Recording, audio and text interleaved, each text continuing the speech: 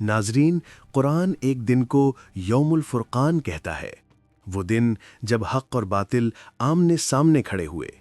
یہ ہے بدر کی کہانی۔ یہ بات ہے اس زمانے کی جب مکہ کی فضا ظلم، نفرت اور دشمنی سے بھری ہوئی تھی۔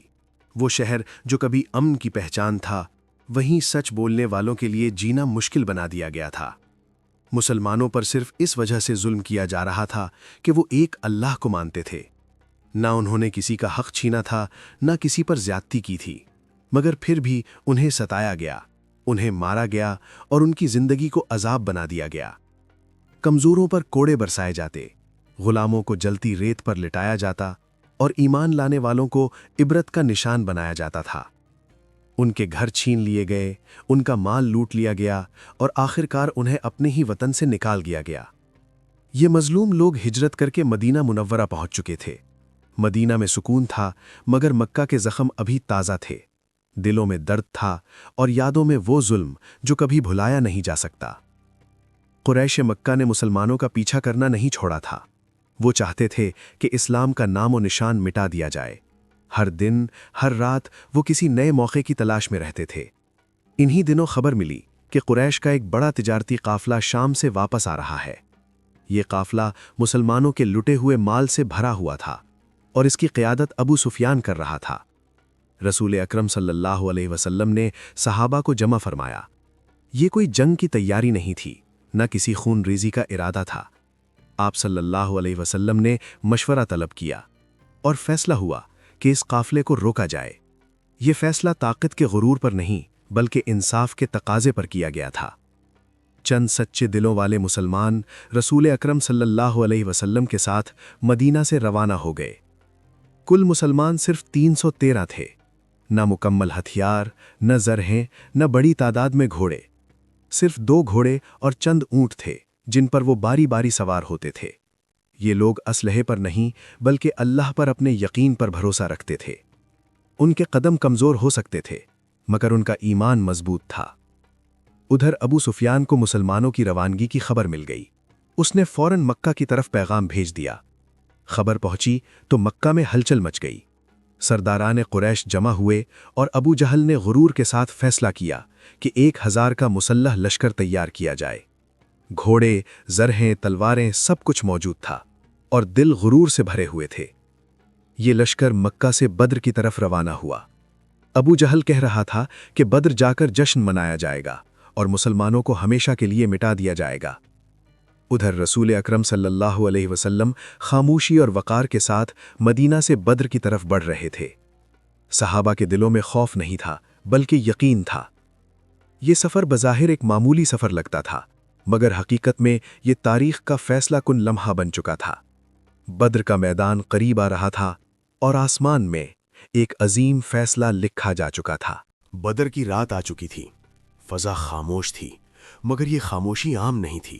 یہ وہ خاموشی تھی جس میں آنے والے فیصلے چھپے ہوتے ہیں۔ ریت ٹھنڈی ہو چکی تھی، ہوا آہستہ آہستہ چل رہی تھی اور ہر دل اس لمحے کا بوجھ محسوس کر رہا تھا۔ اسی رات رسول اکرم صلی اللہ علیہ وسلم ایک سادہ سی جھونپڑی میں کھڑے تھے۔ آپ صلی اللہ علیہ وسلم کے ہاتھ آسمان کی طرف اٹھے ہوئے تھے اور آنکھوں سے آنسو بہہ رہے تھے۔ یہ آنسو کسی ذاتی غم کے نہیں تھے، یہ پوری امت کے لیے تھے۔ آپ صلی اللہ علیہ وسلم اللہ کے حضور دعا کر رہے تھے، اے اللہ، اگر آج یہ مٹھی بھر جماعت ختم ہو گئی تو زمین پر تیرا نام لینے والا کوئی نہ رہے گا۔ یہ دعا الفاظ کی نہیں تھی، یہ دل کی گہرائی سے نکلنے والی فریاد تھی، اور آسمان اس فریاد کو سن رہا تھا۔ حضرت ابو بکر رضی اللہ آگے بڑھے۔ انہوں نے نرمی سے عرض کیا، یا رسول اللہ صلی اللہ علیہ وسلم، بس کیجئے، اللہ ضرور اپنی مدد نازل فرمائے گا۔ اور پھر اللہ تعالیٰ نے اپنے محبوب صلی اللہ علیہ وسلم کی دعا قبول فرما لی۔ قرآن گواہی دیتا ہے کہ اس دن اللہ نے فرشتوں کے ذریعے مدد بھیجی۔ یہ مدد نظر تو نہیں آتی تھی، مگر اس کا اثر ہر دل میں محسوس ہو رہا تھا۔ رات آہستہ آہستہ ختم ہونے لگی، اندھیرا چھٹنے لگا اور بدر کی صبح طلوع ہو گئی۔ یہ ایک نئی صبح تھی، مگر اس کے ساتھ ایک عظیم امتحان بھی تھا۔ رسول اکرم صلی اللہ علیہ وسلم میدان میں تشریف لائے۔ آپ صلی اللہ علیہ وسلم نے مسلمانوں کی صفیں درست کیں، خود کھڑے ہو کر انہیں نظم و ضبط سکھایا انہیں صبر اور ثابت قدمی کا درس دیا۔ ہر صف میں سکون تھا، ہر دل میں یقین تھا۔ یہ لوگ تعداد پر نہیں، اللہ پر بھروسہ کیے کھڑے تھے۔ دوسری طرف قریش کا لشکر غرور اور تکبر کے ساتھ صف باندھ چکا تھا۔ ان کے پاس طاقت تھی، ہتھیار تھے اور تعداد کا گھمنڈ تھا۔ وہ سمجھ رہے تھے کہ آج فتح انہی کی ہوگی۔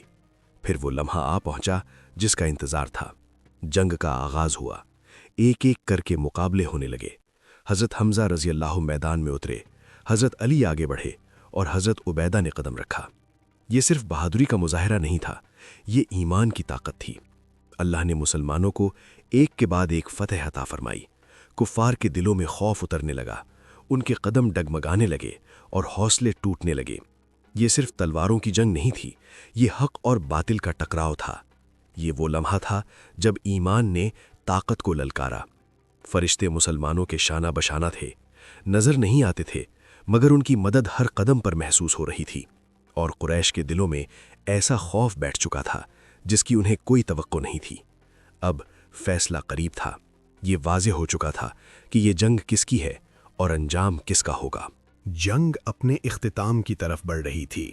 میدان بدر کی ریت پر اب غرور نہیں، شکست بکھری ہوئی تھی۔